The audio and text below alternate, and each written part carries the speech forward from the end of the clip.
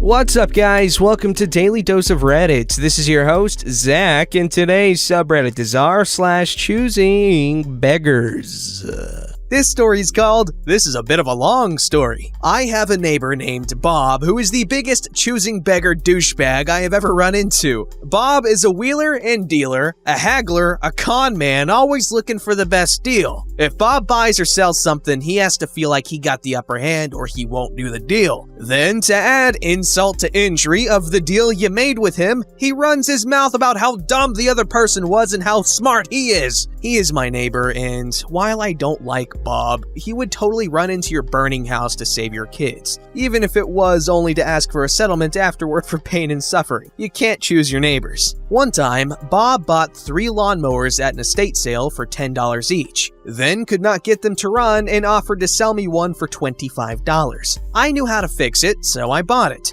Fixed it, then he came back wanting more money since I got it running. Well, I told him to suck it. He then demanded I help him fix the other 2 for free. It's pathological. He has to come out on top or his bruised ego would be crushed. His penis would cease to get hard and his wife would leave him, or something like that. So I showed them how to fix them, and he turned around and sold them both for $50 each, then still complained that I owed him $25. He's the kind of guy that when you both agree to a price, if it is too fast, he wants to change it after you agree. So, the choosing beggar that pushed me over the top and why he has a restraining order against me is a little longer. I was managing a project where we bought 20 cases, or 2,000 lamps, of light bulbs that the owner decided were the wrong color, and was good with paying for 20 more cases in the right color. The lamps I bought were 40-watt LED warm dim in standard base, or E26. Warm dim is a cool feature. The lamp dims from 3000 Kelvin to 2200 Kelvin, and the lamp really mimics the old incandescent lamps well. These lights look fantastic in residential homes.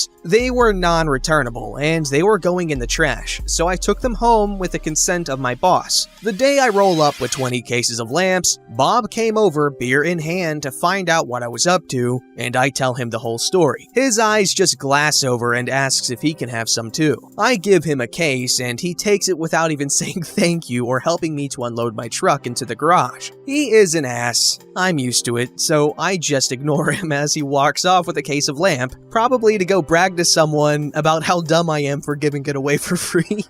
Sure enough, over the next few days, various neighbors come knocking, wanting their free lamps too, and I pass out a few small boxes of 10 to their disappointment. Then someone on Facebook starts a post for the neighborhood about me passing out free lamps, and before this gets out of hand, I announce they are $1 each, come get all you want. Nobody comes. I still have 18 cases and wonder if I can sell them on eBay. Sure enough, there are lamps on eBay and even a case of the exact ones I am wanting to sell. Then I look closer, and the box in the picture has a job number writing in Sharpie on the side in my handwriting. It was the case I gave Bob, and he was trying to sell it on eBay. So I contacted the seller and asked if he had any more, that the price was fine, but I really needed 10 cases. The next day, my garage door is open and I am mowing the grass, and I look up, and Bob is in the garage grabbing cases of lamps. After stopping what I'm doing, I ask Bob what he is doing, and he just looks up as if it's the most normal thing ever and says he's going to help me out and take a few of these cases off my hands for me. The guy is a scammer and a liar, but damn, that was bold. I keep calm and say that sounds great, but the lamps are $1 each, which is what I put on Facebook. The offer on eBay was $2.50 each, and in retail, these go for around $3.50 each, for some context. Bob is indignant that I would dare to charge him for the lamps. The very guy who would take them for nothing,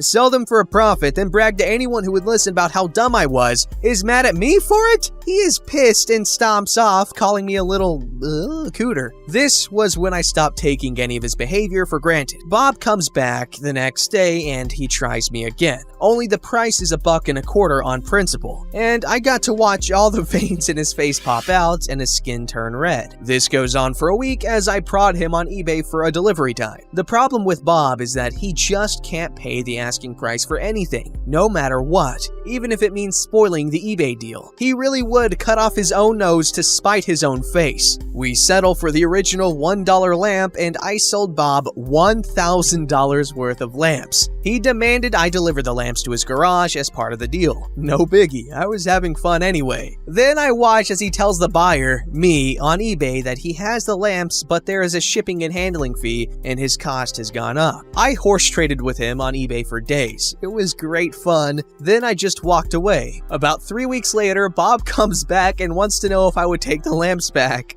I just smile and say, I have plenty of lamps, and he is really agitated. After a couple of weeks, I just can't leave it alone. It was too much fun. So I contact Bob on eBay and tell him a sob story about my project, being out of money, and ask if he will cover shipping and handling. We go back and forth a few times, then he asks for my address for a shipping quote. So I send him my address. This is when Bob figures out I got him. He is livid, comes to my house yelling and screaming, saying he is going to sue me, and I just smile and tell him to step off. Bob can't take being bested, so he calls my employer and tells them I am stealing light bulbs. He has pictures and proof and is willing to testify in court, etc., etc. My boss got a great laugh out of it. Then boss crossed the property line, got in my face, and started screaming with spittle and everything in my own damn driveway. This little cooter sent him home, and now I have a restraining order. Yeah, and I still have 8 cases of lamps I can't seem to get rid of. I would have let him sell all 20 cases for a small cut of the proceeds, but that was not good enough for Bob. It's never about the money with that guy. He has to feel like he screwed you or he is not interested. Alright, this next story is called Fantastic Freelance Designers and How Not to Hire Them. Hello, it's your boy, the frustrated freelancer with a story just for you. Kind of a serious topic for me, but I will try my best to make it at least a little entertaining to read and maybe informative as well for people who seem to be a little new to these kinds of services. So strap in, and if you get dizzy and need help, the safe word is white chocolate brownies are better and should be called Whiteys. I got one word for you. Hell no. A few years ago, I was told a friend of someone in a group chat had a nice job for a freelancer with a little experience in video editing. Perfect. I did the occasional meme crap post video opening animation for videos and things like that, was actually thinking about getting more experience in it, so why not? Let's text the guy, ask what's up. What was up was that the guy had a YouTube channel that he wanted to make money with an indie and retro music theme, and the old freelancer just vanished and let him down. Sent me the link to check it out. Sweet. I spend a lot of time on YouTube and feel very familiar with channel branding, and it was a promise of a stable job that could help me a lot in college. So overall, pretty sweet gig, right? No. First thing that strikes me dead in the heart is that the channel has 94 subscribers, and the guy's blurry face on the profile pic, then the 9 minutes unedited footage of him walking around a street concert with a handheld, shaky camera and the sound of wind drowning most of what he was trying to speak, and about 10 to 14 videos like this. The most recent one being about ways in which people eat their ramen noodles. Now, being the passionate one in the family, I admire a good underdog who has a big dream story. So I spend a day studying up to come up with my rates and a good strategy to make the channel grow, deleting the old videos, building a brand, and video editing format. All the nice things, even contacted my mentor to ask her about work rates and the kind of hardware I would need. So armed with all the knowledge and ready to go, I text the guy about everything we needed to do to make the channel big, my video rates, and a special price to also throw in the branding and visual assets the video could use, while trying as delicately as I could to say that the old format was not very professional. And in not very professional, I mean the default transitions of Windows Movie Maker from the XP era. The guy spends the next 40 minutes backtracking, saying how he thought it was absurd and that he didn't think it was this expensive, that what he needed was just basic editing so the channel would grow first, and then he could do it, that the last freelancer asked for less than half of what I was asking, and this is just the worst part for me, was actually thinking I would go to his house to edit the videos right next to him, without any mention of paying for my transport. So much for the dream of actually being able to afford to eat those delicious chocolate bonbons in college now, or get my beautiful, beautiful new games, pay for the internet at home, or more of those delightful things people do when they have money. It's a lovely thought, but not worth being paid about 20% of what the lowest video editing rates are, but having a creepy 50-year-old guy breathing down my neck while I work. I became a freelancer so I could work on what I love and be in my pajamas all day, damn it. but I don't give up that easily. This isn't mama's first rodeo, so I try to reason with the guy, say that my rates were the standard for any decent editor, that the last one did a pretty subpar job, and showed what I can do, while making it pretty clear that I would charge extra to work on location. A good trick when you don't want to deal with a certain customer demand without saying no is charging an unreasonable amount extra for it so they give up. Quick tip for all you freelancers out there.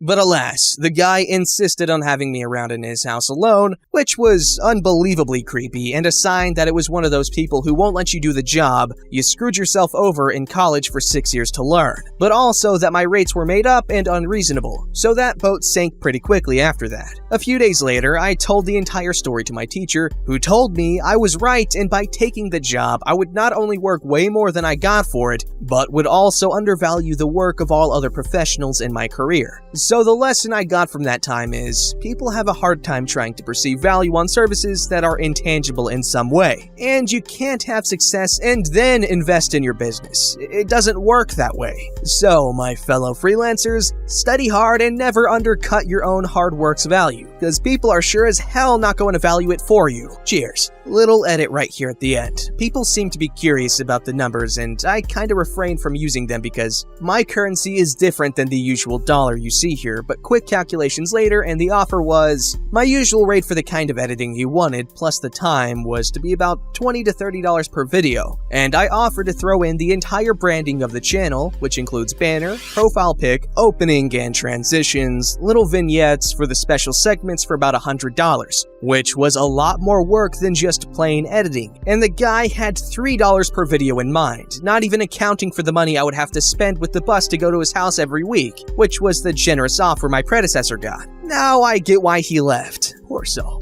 This story's called, Am I the Beggar in the Scenario? Some background. I work in a training hospital, and we have students that rotate through every 9 months. Last year, there was a student, who we will call Jessica, and we had a few things in common and got along good with each other. She had a lot of personal issues with her boyfriend, and I was a listening ear and helped give her advice on how to handle certain aspects of her issues. Not only that, but she was being unfairly treated by our staff compared to other students because she wasn't from the college that most of our staff graduated from. I gave her a lot of personal and professional advice, and stuck up for her when I personally witnessed her being picked on. As I said, we got along well and had some things in common. She liked to make perler bead designs in her free time that were designed on our common interests. She showed me some of her designs that she made, and I thought they were really well done and told her so. About a month before she graduates, she approaches me and gives me a heartfelt thank you for all the help and advice I've given her throughout her internship, and tells me that she would love to make me a perler bead design since she noted my interest in her work. I happily accepted her offer and tell her a design that I had off the top of my head, thinking it would maybe only take her a couple of hours to make. Turns out, I incorrectly assumed, and she said it would take a long time. I pick a significantly smaller design and offered to at least pay for the materials since I knew she was a poor college student, which she also happily agreed to. Just a note, this design was based on an Etsy design that I sent her a link to. A few days prior to her graduation, she sends me a text telling me that she just made it and would bring it the following day. I then asked her how much she would like for it since I offered to at least pay for the materials, and she told me it was $40, which completely caught me off guard because the design I gave to her was an exact copy of an Etsy design that was being sold for $15, which these prices include materials and labor. I told her that I was under the impression that this was a gift, which is why I offered to at least pay for the materials. She then tells me she's a poor college student. She had to go buy a couple of different colors of beads, and it took her 4 hours to make. I told her that I would give her $20 for it since I could have easily just bought it off of Etsy for $15, which she responds with, "Fine."